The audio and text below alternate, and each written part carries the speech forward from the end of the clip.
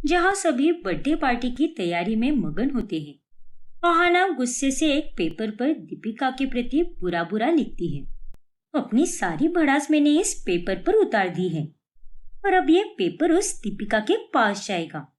और जब वो औरत इस पेपर को पढ़ेगी तो उसका मूड तो पक्का खराब हो जाएगा और वो अपना बर्थडे मना ही नहीं पाएगी। और वही होता है। दीपिका जब अपने कमरे में पड़ा वो पेपर पढ़ती है तब उसे बहुत रोना आ जाता है। ये क्या, इतनी सारी कड़वी बातें, क्या मैं इतनी बुरी हूँ? मैंने हमेशा हानो को अपनी जान से भी बढ़कर चाहा है, लेकिन उसने आज मेरे इतने कीमती दिन पर मुझे रुला दिया। तभी वहां पर अनुपम आता है। अरे क्या हुआ दीपिका, तुम ठीक तो हो ना? अनुपम को आए देखकर दीपिका फौरन पेपर मरोड़कर दूध फेंक देती है। नहीं अनुपम जी, मैं ठीक नहीं हूँ। लेकिन ऐसा क्या हुआ है दीपिका जी? मुझे बहुत कमजोरी महसूस हो रही है। सर मानो फटा जा रहा है और अंदर ही अंदर बुखार जैसा लग रहा है। इसीलिए प्लीज अनुपम जी, आज मुझे आराम करने दीजिए। क्या हम ये पार्टी कभी किसी और दिन नहीं कर सकते क्या? और दीपिका प्लीज अनुपम जी, आज मुझे बस आराम करना है। And I am really sorry. आपने, कीर्ति ने और पापा जी ने कितनी सारी तैयारियां की है और अब वो सब वेस्ट हो जाएगा।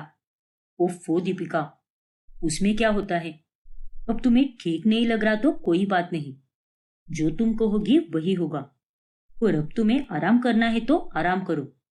और रही बात पार्टी की, तो वो हम किसी और दिन करेंगे। थैंक यू सो मच अनुपम जी।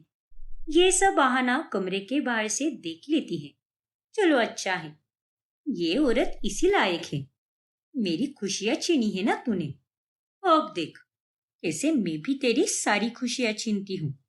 फिर एक दिन जब दीपिका घर में रखा हुआ सारा बेफिजूल का सामान कबाड़ी में निकालती है, तभी अरे ये क्या, ये तो मेरी माँ की साड़ी है और इसमें बहुत सा सामान भी मेरी माँ का ही है। मूर्ख औरत, उन्हें ये सब सामान कबाड़ी में देने के लिए रखा है। अरे शर्म नहीं आती क्या तुझे? और कितना नीचे गिरोगी? मुझे माफ कर दो आहाना, लेकिन मैं नहीं जानती थी कि ये सारा सामान तुम्हारी माँ का है। ओह गॉड, तुम्हें ना बेस्ट एक्टिंग के लिए ऑस्कर मिलना चाहिए। मतलब कोई इंसान 24 घंटे एक्टिंग कैसे कर सकता है? आहाना, तुम हर बार मेरी माँ के साथ इस तरह बात नहीं कर सकती, वरना मुझसे बुरा और कोई नहीं होगा। क्यों, क्या कर लोगी तुम? बताओ। अरे पहले अपनी माँ को समझाओ, इन्हें पहले सही से रहने के लिए कहो, फिर मेरी तरफ उंगली उठाओ। बस करो आहाना, मैं तुम्हें नहीं छोड़ूंगी। कीर्ति बेटा, भूलो मत कि आहाना तुमसे बड़ी है, इसीलिए उससे इस तरह से बात मत करो। जाओ बेटा, अपने कमरे में जाओ। लेकिन माँ, मैंने कहा ना जाओ। ठीक है माँ। और आहाना बेटा, मेरा यकीन करो, मैंने ये सारा सामान एक साथ कबाड़ी वाले को देने के लिए निकाला है, लेकिन अगर मुझे पता होता कि इसमें से कुछ सामान तुम्हारी माँ का है तो मैं इसे कबाड़ी वाले को कभी नहीं देती। जानबूझकर करके भी आप झूठ बोल रही हो। ना जाने कहाँ जाकर पाप धोओगे तुम अपने। उतने में वहां पर दादाजी आते हैं। बस आहाना, अगर कोई तुम्हारी बदतमीजी सहन करके ले रहा है, इसका मतलब ये नहीं है कि तुम उस व्यक्ति का फायदा उठाओ। अरे जब बहू कह रही है कि उसने ये सामान जानबूझकर नहीं निकाला है, तो तुम उस पर विश्वास क्यों नहीं कर रही? देखिए दादाजी, यहाँ पर अगर इसकी जगह पर और कोई होता तो मैं उस पर विश्वास कर भी लेती, लेकिन ये काम इस औरत ने किया है और इनके द्वारा की गई गलती को अगर भगवान खुद भी आकर कहेंगे ना कि वो गलती इसने नहीं की है, तब भी मैं उस पर भरोसा नहीं करूंगी। चुप, एकदम चुप। बहुत बोल गई तुम। अगर दोबारा उल्टा बोली तो तेरी खैर नहीं। और हाँ, दीपिका तुम्हारी माँ की उम्र की है, तो इसे तुम नहीं आप कहकर पुकारो। बेशरम कही की। लो, अब यही देखना बाकी रह गया था मेरा। मेरे दादाजी जो मुझसे इतना प्यार करते थे, वो भी तुम्हारे कारण अब मुझे डांटने लगे हैं। अरे कोई इंसान इतना बुरा कैसे हो सकता है? इतना कहकर आहना अपने कमरे में चली जाती है। ये सब क्या है दीपिका बहू? तू इसकी हर एक बात चुपचाप क्यों सुनकर लेती है? अरे तू तो इसे अपनी बेटी मानती है ना? तो एक माँ अगर प्यार दुलार दे सकती है तो वो समय आने पर अपने बच्चों को डांट भी सकती है। लेकिन तूने तो इसे बदतमीजी से पेश आने का लाइसेंस दे रखा है। वो सब मुझसे नहीं हो पाता पापा जी। एक वक्त पर तो मैं कीर्ति को डांट भी लूंगी, लेकिन मैं आहना को नहीं डांट सकती। वो तो पहले ही मुझसे कितनी नफरत करती है। मेरे जीवन की शुरुआत से मुझे आहना का बस दिल जीतना था, लेकिन वो मैं आज तक नहीं जीत पाई। पता नहीं मेरी तरफ से ऐसी क्या कमी रह गई। तेरी तरफ से कोई कमी नहीं रही। उल्टा तूने तो हमेशा उसे अपनी सगी माँ से भी बढ़कर चाहा है, लेकिन वो ही तेरे प्यार को समझ नहीं पाई। ऐसे ही दिन गुजरते जाते हैं और अब आहना जॉब करने लगती है। फिर एक रोज, अरे आहना बेटा, मैंने तुम्हारी पसंद की आलू गोभी की सब्जी बनाई है, तो पेट भर खाना। और हाँ, मीठे में मैंने सेवैया की खीर भी बनाई है। अरे ये सब नाटक करने की क्या जरूरत है आपको? और आपको क्या लगता है मेरा पसंदीदा खाना टिफिन में देकर आप मेरा दिल जीत लोगी? ऐसा कभी नहीं हो सकता। इसीलिए ये सब करके आप अपना वक्त बर्बाद मत करो। तुम्हें जो बोलना है बोलती रहो, लेकिन मैं तो वही करूंगी जो मैं करना चाहती हूँ। अरे वो तो आप हमेशा से ही करती आई हो, उसमें कौन सी नई बात है। फिर एक शाम जब आहना ऑफिस से घर वापस लौटती है, तभी घर पर कोई नहीं होता। ये सब के सब कहाँ चले गए? और मुझे किसी ने कुछ बताया भी नहीं। सब ठीक तो होगा ना? फिर आहना अपने दादाजी को कॉल करती है। हेलो दादाजी, कहाँ पर हो आप सब? अरे हाँ ना बेटी, हम सब बाहर खाना खाने के लिए आए हैं। और तुम्हें तो अनुपम ने मैसेज भी किया है ना कि ऑफिस से सीधे होटल ही पहुंच जाना। वो बहू के जन्मदिन के दिन उसकी तबीयत खराब हो गई थी ना, इसीलिए उसका जन्मदिन हम आज मना रहे हैं। अच्छा, लेकिन मैंने अभी तक कोई मैसेज ही नहीं देखा। खैर, आप सब लोग एंजॉय कीजिए, मैं वहां पर नहीं आ पाऊंगी। अपने लिए कुछ बाहर से ही ऑर्डर करूंगी। चलो शुक्र है, थोड़ी देर के लिए ही सही, मगर उन दोनों निगेटिव लोगों से मेरा घर खाली तो रहेगा। फिर जब आहना बाद में पार्टी के फोटोज देखती है, तब उसे बहुत जलन होती है। काश ये दीपिका हमारी फैमिली का हिस्सा ही नहीं होती तो सब कुछ कितना अच्छा होता। ना जाने इसने ऐसा कौन सा जादू टोना किया है हम सब पर, जो हर कोई इसकी झूठी एक्टिंग को सच मानकर इसे सराहने लगता है। लेकिन अब मैं इसे इस घर से बेघर करने में कोई कसर नहीं छोड़ूंगी, क्योंकि अब बहुत हो गया। अब दीपिका को हमारी लाइफ से जाना ही होगा। अब आहना चालाकी से दादाजी के आई ड्रॉप की जगह पर एक्सपायरी डेट वाले आई ड्रॉप रख देती है, जिसके बाद दादाजी की आंखें बहुत जलने लगती हैं। अरे नहीं, मेरी आंखें बहुत जल रही है। हे भगवान, ये आपको क्या हो गया पापा जी? एक काम करो दीपिका, तुम इनकी आंखें बर्फ से सेको, तब तक मैं डॉक्टर को बुलाता हूँ। उपचार के बाद दादाजी की आंखों को आराम मिलता है। हद होती है, कोई इतना लापरवाह कैसे हो सकता है? वैसे तो हर एक काम में अव्वल हो आप, फिर इतनी छोटी सी गलती आपसे कैसे हो गई? हाँ दीपिका, पापा के ड्रॉप्स तो तुम ही लाती हो ना, तो तुम्हें पहले चेक करना चाहिए था। डॉक्टर ने भी कहा कि अगर और ज्यादा देर तक ड्रॉप्स आंखों में रहता तो शायद पापा हमेशा हमेशा के लिए अपनी आंखों की रोशनी खो बैठते। लेकिन अनुपम जी, मैंने कुछ 12 से 15 दिन पहले ही तो ये नया ड्रॉप लाया था, फिर ये इतनी जल्दी एक्सपायर कैसे हो सकता है? मुझे भी कुछ समझ नहीं आ रहा। लो, शुरू हो गई इनकी नौटंकी, और ये देखकर तो मेरा सर दर्द करने लगा है। और पापा, अपनी बीवी को जरा समझा कर रखिए कि वो अपने काम ठीक से किया करे, क्योंकि आज अगर दादाजी को कुछ हो जाता तो मैं इन्हें कभी माफ नहीं करती। चुप बैठो आहना, मैं बात कर रहा हूँ, तो तुम्हें बीच में बोलने की कोई जरूरत नहीं है। जाओ अपने कमरे में। अनुपम भी दीपिका से नाराज हो जाता है और बेचारी दीपिका हैरान होकर सब कुछ देखती रह जाती है।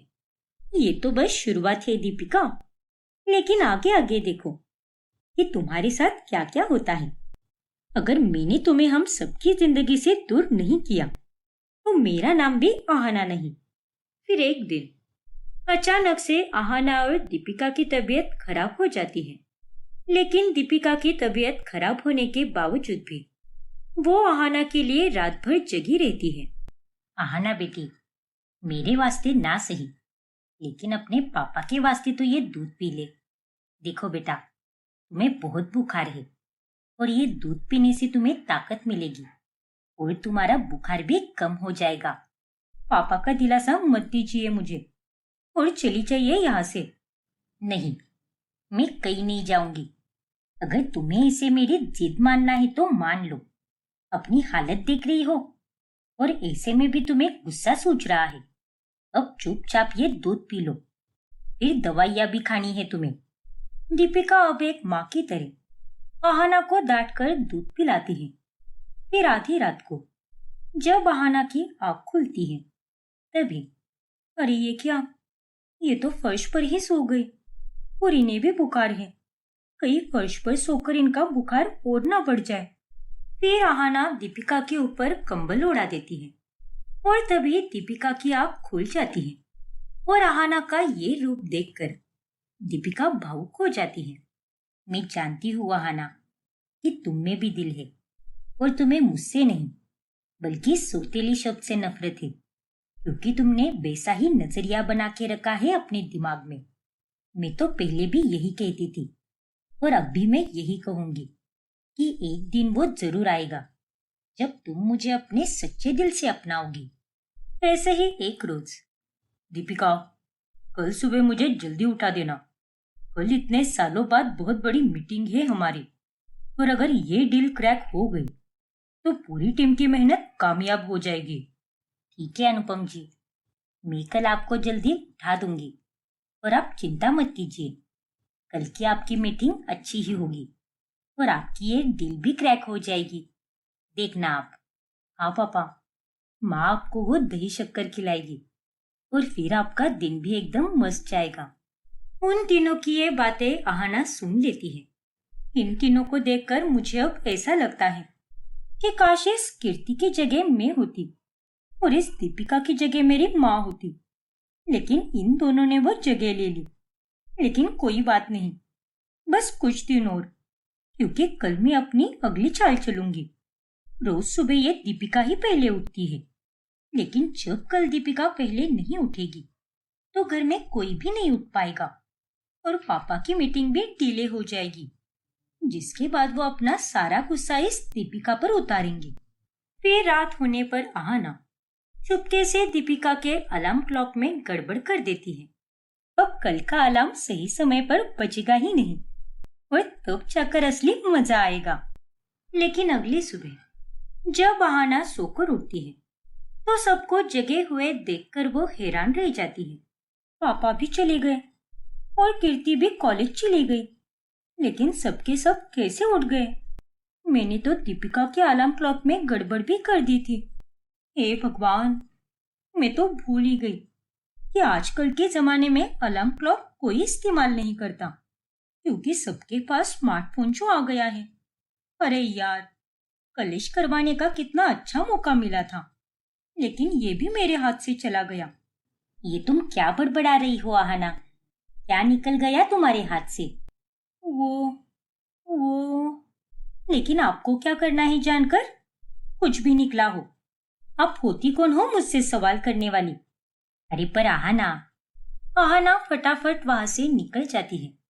फिर एक शाम आहाना को उसके फोन पर एक अनजान व्यक्ति का मैसेज आता है। रोज गार्डन 6:30 बजे, कुछ बहुत जरूरी बात करनी है। तुम्हारी जिंदगी के सबसे खास व्यक्ति। क्या? लेकिन ये कौन हो सकता है? और इस नंबर की डिटेल्स भी नहीं है मेरे पास। कहीं कोई गुंडा मवाली तो नहीं? नहीं, मैं कुछ ज्यादा ही सोच रही हूँ। अगर वो कोई गुंडा मवाली होता तो वो मुझे रोज गार्डन में क्यों बुलाता और उस पार्क में तो शाम के समय कितने लोग रहते हैं। मुझे जाकर देखना होगा कि वो आदमी आखिर है कौन। फिर आहाना जब उस पार्क में जाती है तब वहां पर खड़ी एक औरत को देखकर उसके होश उड़ जाते हैं। आप यहाँ पर? आखिर कौन है वो औरत? जानने के लिए हमारा अगला भाग देखना ना भूलें। और अगर आपने हमारा चैनल सब्सक्राइब नहीं किया है तो अभी सब्सक्राइब कीजिए और बेल आइकॉन दबाना ना भूलें। विराट के चले जाने के बाद आरोही समर के पास जाती है। समर बेटा, तुम्हारे पापा क्या कह रहे थे तुमसे? कुछ नहीं मम्मा, वो मेरे साथ बस खेल रहे थे और बता रहे थे कि दादी और दादू मुझे बहुत याद करते हैं। सच कहूँ मम्मा, तो मुझे भी उनकी बहुत याद आती है। क्या हम फिर से वहां पर नहीं जा सकते? नहीं समर, ये अब मुमकिन नहीं है, क्योंकि अब हमारा उन लोगों से कोई नाता नहीं है। वो लोग बस अच्छा होने का दिखावा करते हैं, लेकिन असलियत तो कुछ और ही है। लेकिन मम्मा, देखो समर, अब मुझे इस विषय पर कोई बात नहीं करनी और तुम अपने पापा से फिर से नहीं मिलोगे। मैंने उन्हें यहाँ आने से मना कर दिया है। चलो अब अपना होमवर्क करो। बेचारा समर कुछ नहीं कह पाता। ऐसे ही एक दिन ऑफिस में आरोही का बॉस उसे सबके सामने खूब सुनाता है। आरोही, तुम्हारा ध्यान कहाँ पर है? अरे तुम्हारे उस गलत प्रेजेंटेशन के कारण क्लाइंट्स बुरा मान गए हैं और उन्होंने हमारे साथ दिल पक्की ही नहीं की। माफ कीजिए सर, मैंने तो बस एक गलती ही की थी, लेकिन बाकी का पूरा प्रेजेंटेशन एकदम सही था। मैं सच कह रही हूँ सर। अरे चुप रहो, पहला मौका ही आखिरी मौका होता है। अगर पहली बार में ही तुम किसी के साथ इस तरह से पेश आओगी तो सामने वाला और तुमसे क्या उम्मीद रखेगा? देखो आरोही, मैं तुम्हें आखिरी चेतावनी दे रहा हूँ। काम पर ठीक से ध्यान दो और अपनी निजी जिंदगी और काम दोनों को अलग अलग ही रखो, वरना ये तुम्हारे लिए मुश्किलें पैदा कर सकता है। ठीक है सर, मैं समझ गई। आरोही को बहुत बुरा लगता है। फिर घर आकर वो अपना कमरा बिखरा हुआ देखती है। ये सब क्या है समर? खिलौने कहीं पर तो किताबें कहीं पर। पूरे कमरे को कबाड़खाना बनाकर रख दिया है तुमने। माफ कीजिए मम्मा, लेकिन अभी अभी मेरे दोस्त गए हैं ना, इसीलिए इतना गंदा पड़ा है। लेकिन आप चिंता मत कीजिए, मैं अभी साफ कर देता हूँ। और मम्मा, आपने मेरे लिए क्राफ्ट किट लाई क्या, जो मैंने आपको लाने के लिए कही थी? नहीं लाई बेटा। क्या मम्मा, अब मैं क्या करूँगा? मुझे प्रोजेक्ट बनाकर देना है कल। अरे इंसान हूं मैं, कोई मशीन नहीं। मेरा इंतजार करने से बेहतर यही होता कि तुम जाकर नानू के साथ लेकर आते उसे, और मैं क्या क्या संभालूं। बस सर दर्द देने के अलावा तुम्हें आता ही क्या है? नालायक कहीं के, अब दफा हो जाओ यहाँ से। बेचारा समर इस पर भी कुछ नहीं बोल पाता और चुपचाप वहां से चला जाता है। तभी वहां पर सुनीता आती है। क्या हुआ है बेटा, क्यों उस बेचारे पर चिल्ला रही है? अरे चिल्लाऊं नहीं तो क्या करूं माँ? चॉकलेट दो क्या उसे? अरे घर आते ही ये बिखरा हुआ कमरा देखने को मिला। ऊपर से महाशय ने अभी तक क्राफ्ट किट भी नहीं लाया है। आखिर मैं बाहर का काम संभालूं या घर का काम संभालूं? पक चुकी हूं मैं ये सब कर करके। देख बेटा, वो एक छोटा सा बच्चा है, और बच्चे अगर सामान नहीं बिखरेंगे तो क्या बड़े बिखरेंगे क्या? और हमारा समर बाकी के बच्चों से काफी अच्छा है। उसके अभी अभी दोस्त गए हैं, वरना अभी तक तो उसने कमरा साफ भी कर दिया होता। और रही बात क्राफ्ट किट की, तो तूने ही उसे कहा था कि वो किट तू उसे ला कर देगी, और अब तू ये बोल रही है कि वो नानू के साथ चला जाता। देखिए माँ, मेरा दिमाग पहले से ही बहुत खराब हुआ है, और इस पर आप समर की सफाई देकर और खराब मत कीजिए। पहले ही बॉस ने आज मुझे बहुत लेक्चर दिया है, और अब घर में आप शुरू मत हो जाओ। अरे हर किसी को काम का तनाव रहता है। तू कोई दूसरे ग्रह पर जाकर काम नहीं करती, इसीलिए ये काम की बातें तुम मुझसे कर ही मत। और अपने काम का गुस्सा इस तरह बच्चे पर निकालना सही नहीं है। आज किया है, लेकिन दोबारा मत करना। सुनीता की बातें सुनकर आरोही और ज्यादा गुस्सा हो जाती है, लेकिन वो अपनी माँ को कोई जवाब नहीं देती। ऐसे ही एक रोज आरोही अपने दोस्त अरविंद के साथ घूमकर देर रात घर लौटती है। बाय अरविंद, मिलते हैं कल ऑफिस में। Good night. हाँ आरोही, बाय, गुड नाइट। उन दोनों को साथ में उनकी पड़ोसन उमा देख लेती है। हे भगवान, ये आरोही तो शादीशुदा है और फिर भी एक गैर मर्द के साथ ये सब कर रही है। नहीं नहीं, ये बात तो मुझे कल सुबह तक सुनीता बहन को बतानी ही होगी। फिर उमा अगली सुबह सुनीता को सारी बातें बताती है। क्या? हाँ सुनीता बहन, अब आप ही बताइए। आपकी बेटी कुंवारी थोड़ी ना है, वो एक सुहागन है, एक बच्चे की माँ भी है, और ऐसे में देर रात तक किसी गैर मर्द के साथ आना ये सब शोभा नहीं देता। मैंने देखा इसलिए सीधा आपको बताने आई हूँ। लेकिन मेरी जगह पर अगर कोई और पड़ोसी होता ना, तो वो पहले पूरे मोहल्ले में ढिंढोरा पीटती और उसके बाद वो आपको बताती। हाँ उमा बहन, ये बात तो आपने एकदम सही कही। ओए धन्यवाद, आपने ये बात बताकर बहुत अच्छा किया। मैं अपनी बेटी को जरूर समझाऊंगी। फिर सुनीता और जगजीत दोनों गुस्सा होकर आरोही को खूब सुनाते हैं। अरे मैं शादीशुदा हूँ, लेकिन इसका मतलब ये थोड़ी ना है कि मैं किसी आदमी के साथ घूम फिर नहीं सकती। वो लड़का मेरा कलीग है माँ, और हम दोनों सिर्फ अच्छे दोस्त हैं। आरोही बेटा, हम तुझे ये नहीं पूछ रहे कि तेरा उसके साथ क्या रिश्ता है, लेकिन पति होने के बाद भी तू बाकी आदमियों के साथ ऐसे घूमती रहेगी तो कैसे चलेगा बेटा? लोग तो नाम रखेंगे ही ना। और सोच, अगर समर ने तुझे देख लिया होता तब क्या होता? क्या जवाब देती तू अपने बेटे को? दोस्ती सबके साथ कर, चाहे लड़का हो या लड़की, लेकिन दोस्ती इतनी भी गहरी नहीं होनी चाहिए कि वो लोगों की नजर में आ जाए। अरे बस करो आप दोनों, जब देखो तब भाषण देते रहते हो।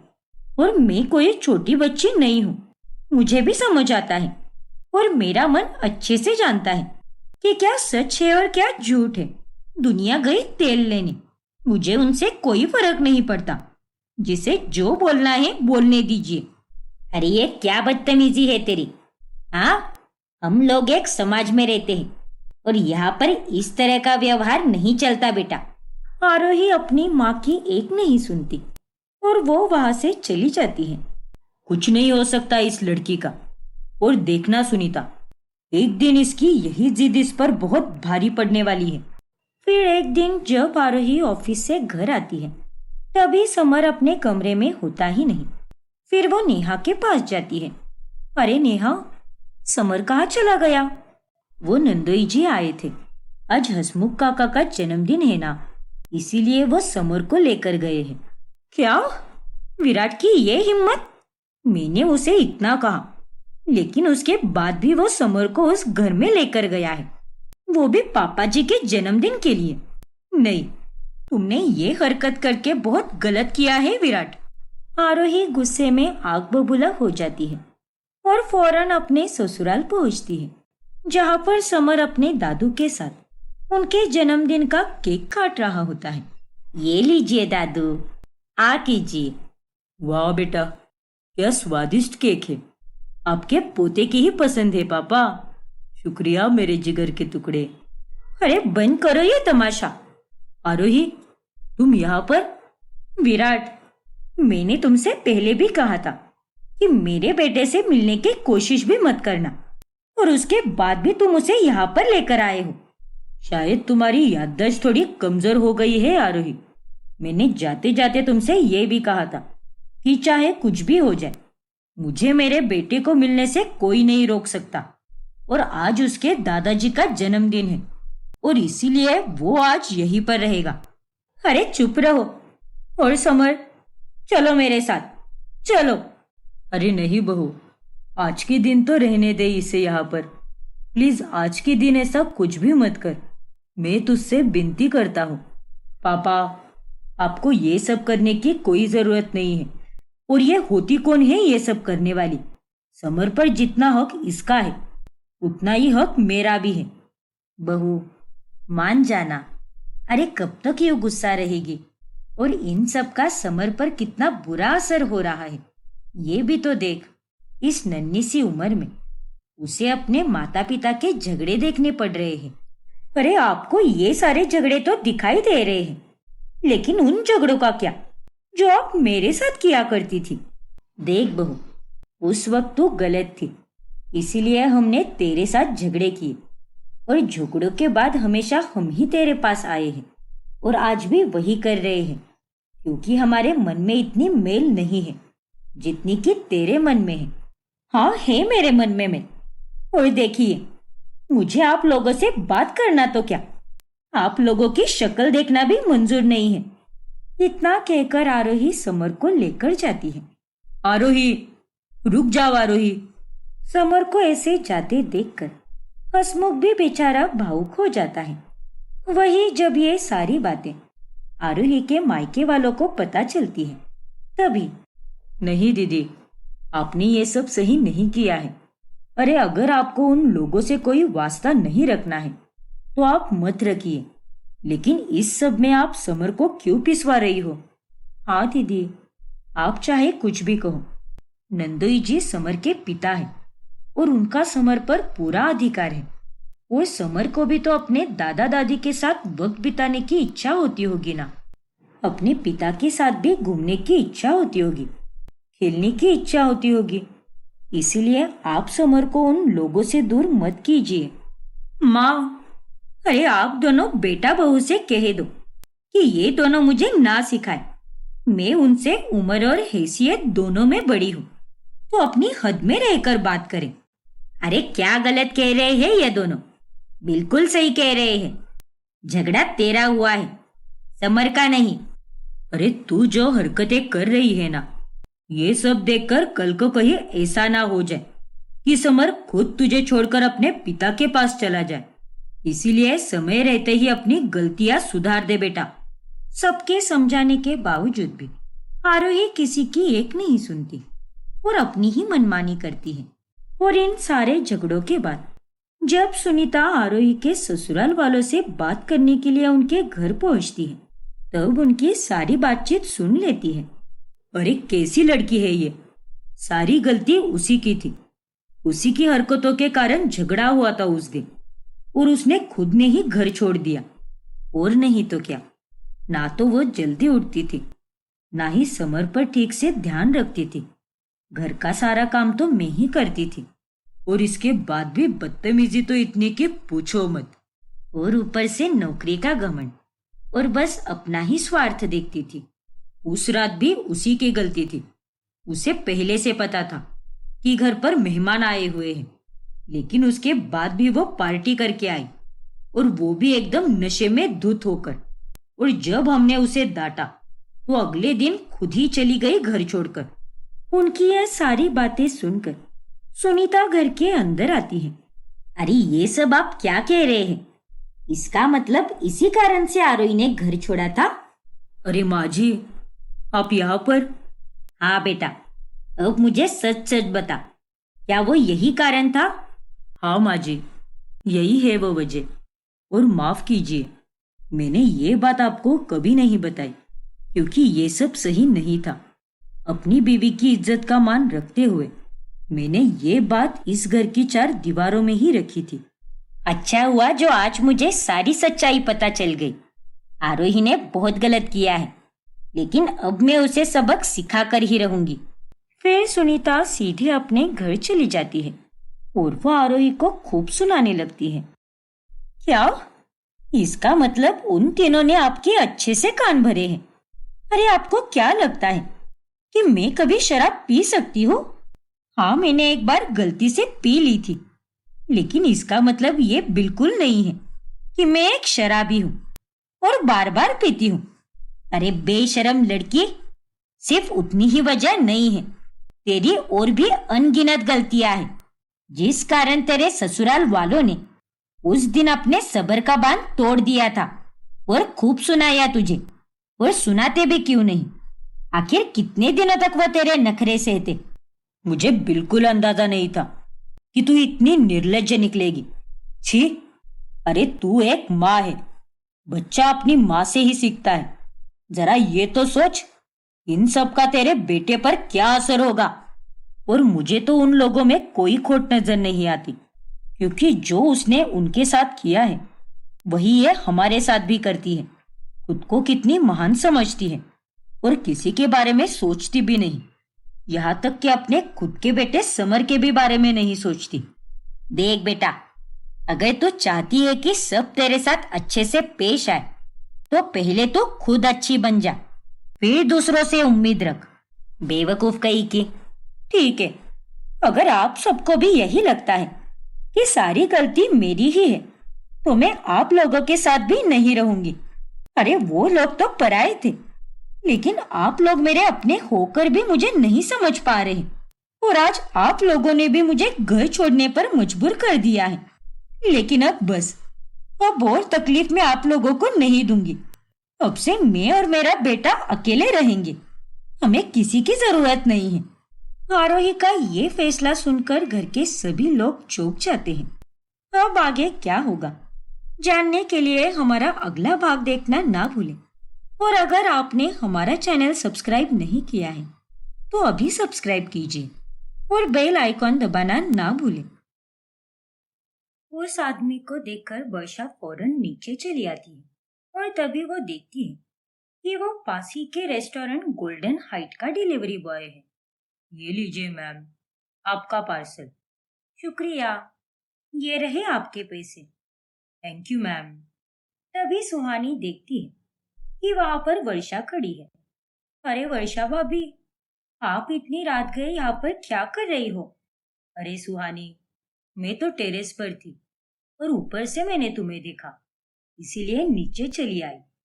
लेकिन तुमने इतनी रात गए रेस्टोरेंट से खाना क्यों मंगवाया है? ये कोई टाइम है क्या सुहानी? वो भाभी, आज मैंने ठीक से खाना ही नहीं खाया था, इसीलिए मुझे भूख लग गई और मैंने खाना मंगवा लिया। अनुज भैया ने मेरे इस नए स्मार्टफोन में खाना मंगवाने का ऐप भी डाल दिया था, इसीलिए मुझे मंगवाना आ गया। अच्छा, ऐसी बात है क्या?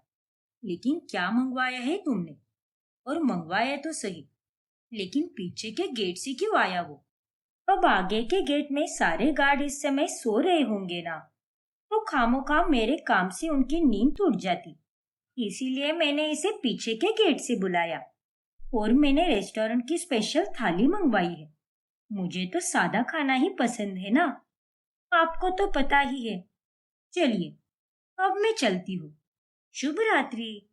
इतना कहकर सुहानी वहां से चली जाती है। फिर अगली सुबह वर्षा ये बात स्वाति को बताती है। क्या बात कर रही हो भाभी? अरे ये तो बड़ी ताज्जुब की बात है। 4 दिन नहीं हुए इसे फोन इस्तेमाल करे और उसे तो खाना मंगवाना भी आता है। ये लड़की तो बड़ी तेज है। हाँ स्वाति, मुझे भी ये बात बहुत अजीब लगी। कह रही थी कि देवर जी ने सिखाया है उसे, फिर भी उसका बर्ताव मुझे कभी समझ नहीं आता। हाँ भाभी, मुझे भी। सुहानी अब समय के साथ साथ काफी मॉडर्न होने लगती है। वो फैशनेबल कपड़े पहनती है और दूसरों को देखकर पार्लर भी जाने लगती है। ये देख उसकी दोनों भाभियां आश्चर्यचकित रह जाती है।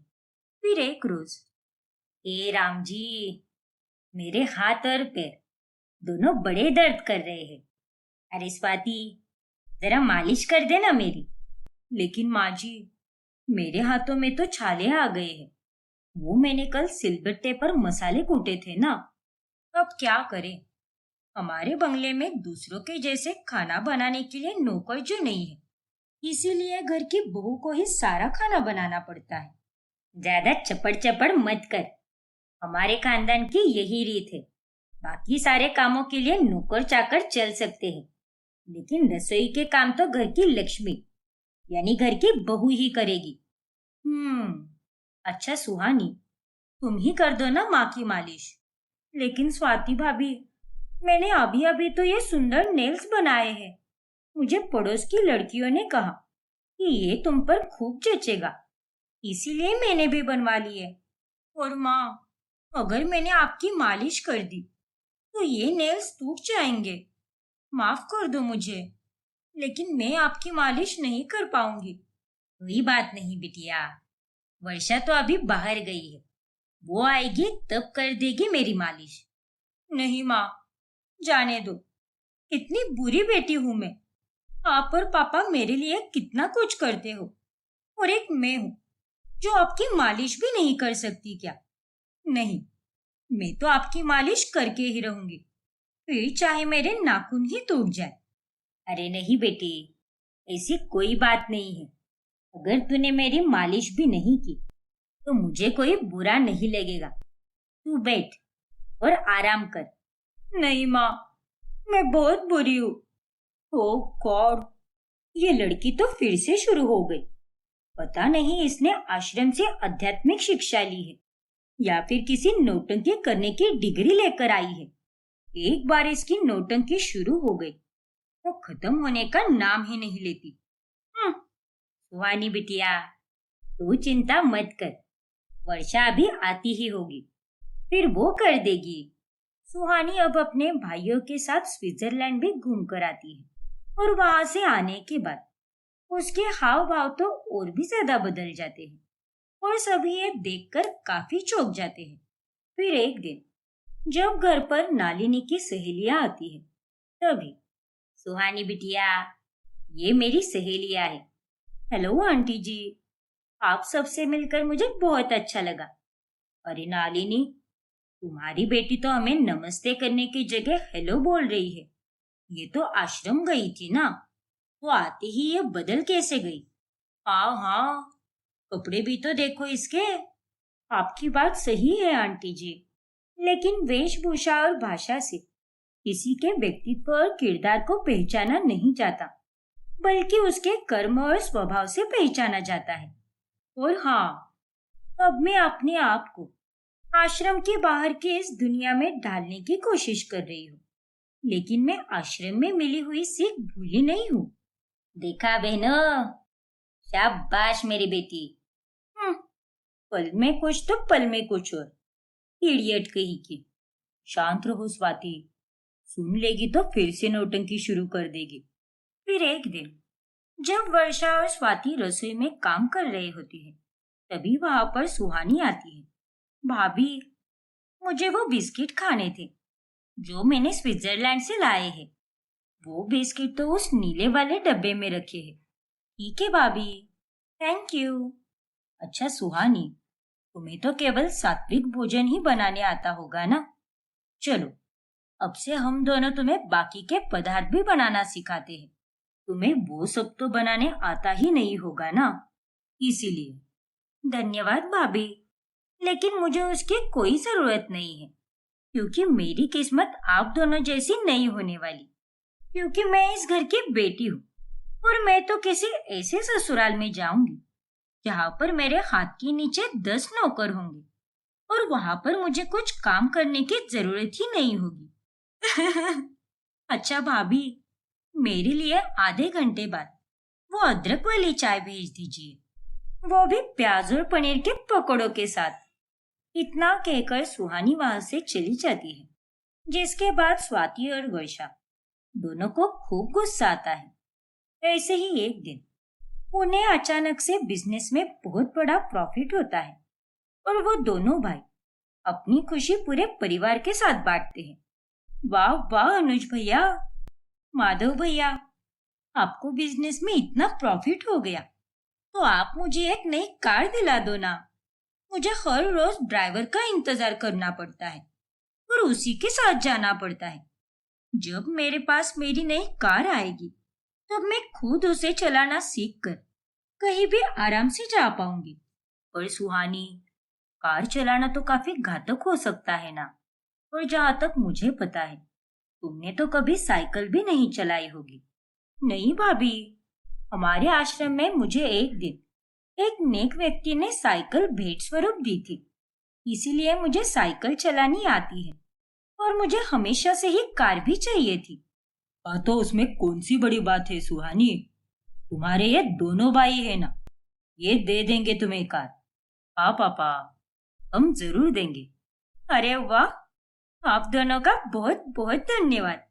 अब सुहानी के पास नई कार भी आ जाती है और उसे कार सिखाने के लिए रोजाना एक ट्रेनर भी आता है। अब ऐसे ही वो अपने परिवार वालों से खूब सारी महंगी चीजें लेती ही रहती है। फिर एक रोज जब दोनों भाई हिसाब किताब करने बैठते हैं, माधव भैया, पिछले महीने तो कुछ ज्यादा ही खर्चा हो गया। इतना खर्चा तो हमने आज तक नहीं किया है। हाँ अनुज, सच कह रहा है तू, बहुत खर्चा हो गया हमारा।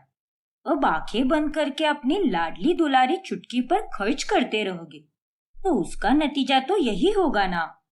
और नहीं तो क्या। अरे हम अगर कुछ मांगते हैं तो आप लोग 4 ताने देते हो, 10 बार मुंह बनाते हो, लेकिन इतने सालों बाद बहन क्या आ गई घर पर। आप दोनों और माजी पापा जी चारों बस बेहिसाब खर्चे ही करते जा रहे हो, और इस सब की जरूरत ही क्या है। और नहीं तो क्या। अब बस बहुत हो गया। वो इस घर में पुरानी हो चुकी है। कम कर दो अब उसके लाड़ प्यार। हाँ स्वाति, शायद तुम सही कह रही हो। हाँ अनुज, शायद भावनाओं में बहकर हम लोगों ने कुछ ज्यादा ही खर्चा कर दिया। ये सारी बातें सुहानी सुन लेती है और वो गुस्से में आग बबूला हो जाती है और रो पड़ती है।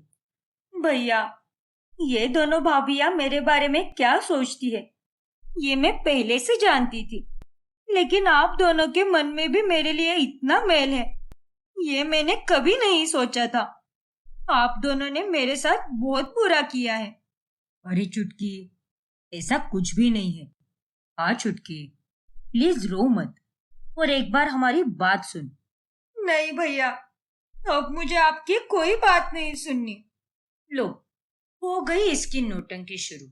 फिर सुहानी रोते रोते नालिनी और विजय के पास जाकर सब कुछ बताती है। अनुज, माधव, तुम दोनों ऐसा सोच भी कैसे सकते हो। अरे हमारे पास पैसों की कमी है क्या। हमारे घर की बेटी इतने सालों बाद वापस आई है और तुम दोनों एक एक पैसे का हिसाब कर रहे हो। अरे इतने नीचे कैसे गिर सकते हो तुम दोनों। लेकिन पापा, आप जैसा सोच रहे हो वैसा कुछ भी नहीं है। हमारा विश्वास करो, हम बस साधारण सी बातचीत कर रहे थे। हाँ पापा, सुहानी ने गलत समझ लिया। नहीं पापा, स्वाति भाभी और वर्षा भाभी ये दोनों इन दोनों को भड़का रही थी और मेरी बुराइयां कर रही थी। स्वाति, वर्षा, तुम दोनों की हिम्मत कैसे हुई ये सब करने की। माँ जी, माफ कीजिए, लेकिन ये बात सच है कि सुहानी के आने के बाद खर्चे कुछ ज्यादा ही बढ़ रहे हैं, और अगर ऐसे ही चलता रहा तो कैसे चलेगा माँ जी। हाँ माँ जी, पापा जी, नया नया तो सब ठीक था, लेकिन अभी तो इसे आकर लगभग 3 महीने हो चुके हैं, और ऐसे में इसे भी समझना चाहिए कि घर में हमें कितना खर्चा करना चाहिए और कितना नहीं।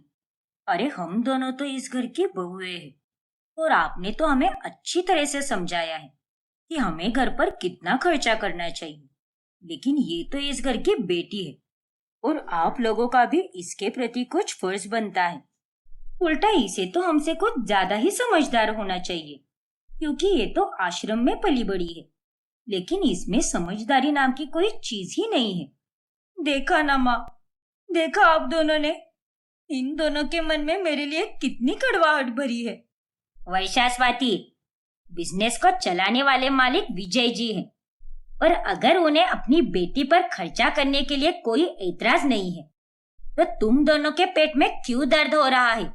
छी, तुम चारों मेरी बेटी के साथ इस तरह से पेश आओगे ये मैंने कभी सोचा नहीं था। तुम दोनों ने इसके साथ बहुत गलत किया है। सुहानी बेटा, मैं तुमसे माफी मांगता हूँ, हमें माफ कर दे। आइंदा से कोई तुझे कुछ नहीं बोलेगा। हाँ सुहानी बिटिया, और तू बुरा मत मान। चल अब रोना बंद कर दे।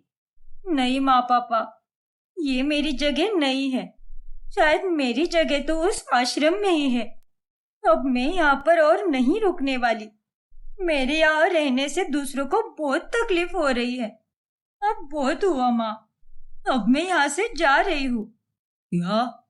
अरे सुहानी बिटिया, ऐसा कुछ नहीं है, हमारी बात तो सुनो। सुहानी, चुटकी, चुटकी रुक जाओ, हमारी बात तो सुन लो प्लीज चुटकी। फिर सुहानी रोते हुए अपने कमरे में चली जाती है और अपना सामान पहनने लगती है। देखा ना, ये सब तुम दोनों के कारण ही हुआ है। अब जाओ, जाकर उससे माफी मांगो, वरना मैं तुम दोनों को इस घर से बाहर निकाल दूंगी। क्या? भला हम क्यों माफी मांगे उससे? हाँ माँ जी, हमारी तो कोई गलती भी नहीं है। अरे आप लोगों को सुहानी की हरकतें और उसकी नौटंकी समझ में नहीं आती क्या? माफ कीजिए, लेकिन अगर आप दोनों बहुओं को घर से बाहर निकालना चाहती हो तो निकालिए, लेकिन हम दोनों अपना आत्मसम्मान खोकर आपकी उस नौटंकी करने वाली बेटी से हरगिज माफी नहीं मांगेंगे। क्या? अरे इतनी ढीठ कैसे हो सकती हो तुम दोनों? सुहानी, सुहानी रुक जा बेटा, मत जा लाडो, अपनी माँ की बात सुन बेटा। जाने दीजिए मुझे, मत रोकिए। अगर मैं इस घर की बेटी होती तो मेरे साथ कोई इस तरह से बर्ताव कभी नहीं करता। मेरे दिल पर बहुत ठेस पहुंची है माँ पापा, अब मुझे मत रोकिए, मेरा यहाँ से जाना ही ठीक रहेगा। नहीं बच्ची, रुक जा। सभी लोग सुहानी को बहुत रोकते हैं, लेकिन वो किसी की एक नहीं सुनती और घर के बाहर चली जाती है। अब कहानी में आगे क्या होगा जानने के लिए हमारा अगला एपिसोड देखना ना भूलें। और अगर आपने हमारे चैनल को सब्सक्राइब नहीं किया है तो अभी सब्सक्राइब कीजिए और बेल आइकॉन दबाना ना भूलें।